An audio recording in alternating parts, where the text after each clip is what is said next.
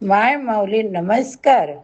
सण वार उत्सव उपक्रमात आज आपण राम राम म्हणण्याचे महत्त्व अभिवाचनातनं श्रवण करूया. रामरक्षा. रामरामचा उच्चार केल्यावर शरीरात होणारे बदल शास्त्रीय दृष्टीने सांगितले आहेत. मला समज नव्हती तेव्हापासून माझे काका, मामा, आजोबा, वडील एकमेकांना राम राम घालायचे किंवा गल्लीतले किंवा आपण रस्त्याने जात असताना ज्यावेळेस एकमेकाला भेटलो की राम राम, तर आपणही परत राम राम म्हणत असू. इंडियन आर्मीमध्ये सर्वजण सिनियरला राम राम साहेबजी म्हणतात. खूपदा हा शब्द ऐकला होता, पण अर्थ समजला नव्हता. माझे सासरे एकमेव व्यक्ती होते ज्यांनी मला कायम रामराम म्हणून स्वागत केले. त्यांना प्रतिक्रिया म्हणून मी पण रामराम म्हणत होते, मात्र अर्थ समजला नाही. एके दिवशी रामरक्षा स्तोत्र का म्हणावे, बिकट स्थिती असताना आवर्जून का म्हणावे, याबाबत एक मेसेज वाचताना अर्थ समजला. रामरक्षा स्तोत्र म्हणतात इतक्या वेळेस राम शब्द का येतो? र अक्षराचा उच्चार करताना आपल्या नाभी म्हणजे बेंबीजवळील भाग आतमध्ये ओढला जातो.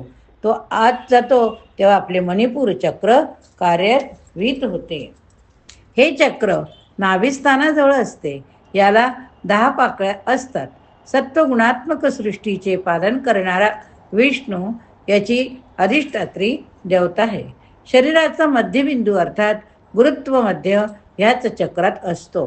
ह्या चक्रावर धारणा केल्याने चित्तात सत्वगुण वाढून ते स्थिर होऊ लागते. धारणा म्हणजे काय? तर चित्ताची स्थिरता म्हणजे धारणा किंवा एकाग्रता. चित्त शरीरातील एखाद्या भागावर स्थिर ठेवण्याचा अभ्यास करणे म्हणजे धारणेचा अभ्यास करणे होय. महत्त्वाचं काय हो, एकदा आपल्याला आपल्या चक्राचं शरीरातील स्थान माहीत झाले की त्या स्थानावर धारणा केली, त्या स्थानावर आपण चित्त एकाग्र केलं की त्या चक्रावरती धारणा केली असं म्हणतात. ज्यावेळेस तुम्ही श्रवण कराल त्यावेळेस एकाग्रतेने त्या त्या स्थानावर लक्ष द्या. ज्या नाडी चक्रावर आपण चित्त स्थिर केलं, धारणा केली की चक्रातील नाड्यांचे त्यांच्या नियंत्रणाखाली असलेल्या इंद्रियांचे व्यापार सुसूत्रपणे चालू लागतात. उदाहरणार्थ, आपल्या शरीरातील खालील अवयव ग्रंथी मणिपूर चक्राच्या नियंत्रणाखाली असतात. यातले आपल्या बिलकुल माहीत नव्हते बरं का. मणिपूर चक्र बिघडलं की हे रोग होऊ शकतात. अनेक रोग होतात. तसेच एखादी वाईट बातमी आली की आपले हृदयाचे ठोके वाढतात. हा तुमचा आमचा सगळ्यांचा अनुभव. BP वाटतं, भीती वाटते. तसंच हे सर्व कशामुळे होतं? तर त्यावेळी आपल्याला समजत नाही. यालाच आपण म्हणतो पोटात खड्डा पडला किंवा छातीत धस्त झालं. हा आघात आपल्या मणिपूर चक्रावर होतो, हृदयावर नाही. पण त्याचे परिणाम हृदयावर होतात मात्र, हे लक्षात ठेवा. ज्या वेळेस धक्कादायक बातमी कळते त्यावेळेस आपल्या काही शरीरातील सिस्टीम ॲक्टिव्ह होतात.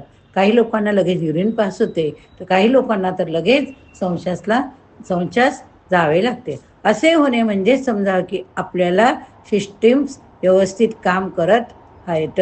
अशा परिस्थितीत बरेच जुने लोक रामरक्षा म्हणायला सुरुवात करतात. खरं ना? अनुभव असेलच एकमेकाला. रामरक्षाच का हो? मणिपूर चक्राचा बीज अक्षर आहे रच. रचा वारंवार उच्चार केल्याने आपल्या मणिपूर चक्र आहत होतं. त्याच्याशी संलग्न असलेल्या सर्व इंद्रिय ग्रंथी उत्तेजित होतात. सोप्या भाषेत सांगायचं तर चेंज होतात व त्यातून निघणारा स्राव नियंत्रित होतो. परंतु नुसतं एकसारखं रम म्हणत राहिलो की कंटाळायला येतं. रम रम रम म्हणत राहिलो तर कंटाळायला येतं. आपल्या बुधकौशिक ऋषींना याचं पक्क ज्ञान होतं, म्हणून त्यांनी रामरक्षा स्तोत्राची रचना केली. रामरक्षेत किती वेळा र अक्षर येतं ते मोजून पहा. त्याची आवर्तन केलीत तर किती वेळा रचा उच्चार होईल याची कल्पना करा. मग किती वेळा आपलं मणिपूर चक्र आहत होईल याचा विचार करा. कुठल्याही चक्राला ॲक्टिवेट करायचं असेल तर त्याच्यावर धारणा करायची असते. आपण रामरक्षा म्हणताना डोळे मिटून मणिपूर चक्रावर आपलं चित्त एकाग्र केलं तर निश्चितच आपलं चक्र ॲक्टिव्ह होईल आणि सतत र अक्षराच्या उच्चाराने निर्माण होणारी एनर्जी त्या चक्रातील नाड्यांचे, त्यांच्या नियंत्रणाखाली असलेल्या इंद्रियांचे शुद्धीकरण, बळकटीकरण करेल. परिणामी त्याला संलग्न असलेले आजार पण मिटतील.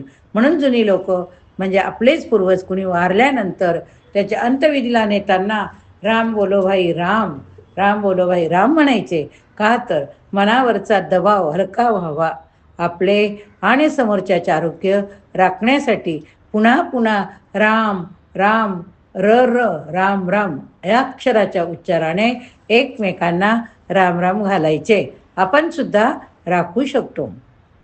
त्या दिवसापासून मी देखील माझे सासऱ्यांचं काय, फोनवर किंवा इतर सर्व भेटणाऱ्या प्रत्येक व्यक्तीला राम राम घालायला लागलो. आज माझे दोन्ही आजोबा नाही, सासरेही जगात नाही किंवा आणि बरेच नातेवाईक मोठे वारलेत, पण तरी पण त्यांनी वाटलेल्या राम शब्दाच्या शिदोरीचे महत्त्व कळायला वयाचे अनेक वर्ष लागले. मात्र जब जागो तब सवेरा म्हणत आपल्या ड्रीम सिटीचे तर सर्व गाडला येता जाता राम राम म्हणायला सुरुवात केली. आज ते सुद्धा मागील 1.5 वर्षापासून प्रत्येकाला राम राम म्हणतात. अगोदर आपण good morning, good evening, hello, hi सारखे निरर्थक ग्रीटिंग्स शब्द देणे बंद करायला हवे. जी बोलायला महिना लागेल, हळूहळू इतके अंगळीत आले की आता तोंडातून आपोआप रामराम येतो. समोरच्यांच्या मुखातून सुद्धा रामराम हाच उच्चार ऐकायला मिळतो. लहान भावंडे, स्थानिक, परदेशातील मित्र देखील आपल्याशी बोलताना रामराम घालून बोलायला लागले. याची अनुभूती आणि अनुभव अविस्मरणीय आहे. राम राम, राम राम, राम राम, राम राम. म्हणूनच आपण 13 कोटी श्रीराम जयराम जय जय राम जप करायला सुरुवात केली. बोला तुम्ही, आम्ही सगळे बोलूया जय श्रीराम, जय श्रीराम.